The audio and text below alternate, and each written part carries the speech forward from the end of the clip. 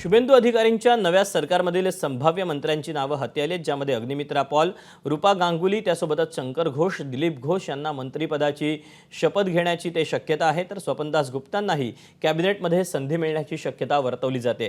तर सरदत्त मुखर्जी, अजित कुमार देखील मंत्री होण्याची शक्यताही वर्तवली जाते. दीपांजन चक्रवर्ती आणि गहना मुर्मूंचंही नाव चर्चेत आहे, ज्यामध्ये आता अग्निमित्रा पॉल दक्षिण असनोलमधून विजयी झाल्यात, रूपा गांगुली सोनारपूर दक्षिणमधून, तर सिलिगुडीतून शंकर घोष हे विजयी झालेत.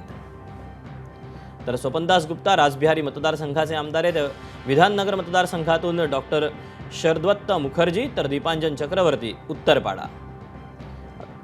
याशिवाय नमनराय दार्जिलिंग, दीपक बर्मन फालाकाटा, तर बारानगरमधून सजल घोष, तर बंकिम घोष चगदहा आणि शिवपूरमधून रुद्रनील घोष. याशिवाय रवींद्रनाथ बसू प्रदेश सरचिटणीस आहेत, त्यांची देखील वर्णी कॅबिनेटमध्ये लागू शकते असं बोललं जात आहे. तर जगन्नाथ चट्टोपाध्याय सुरी मतदारसंघाचे आमदार आहेत, त्यांचं देखील नाव हे संभाव्य मंत्रिमंडळाच्या यादीत आहे. एबीपी माझा, उघडा डोळे बघा नीट.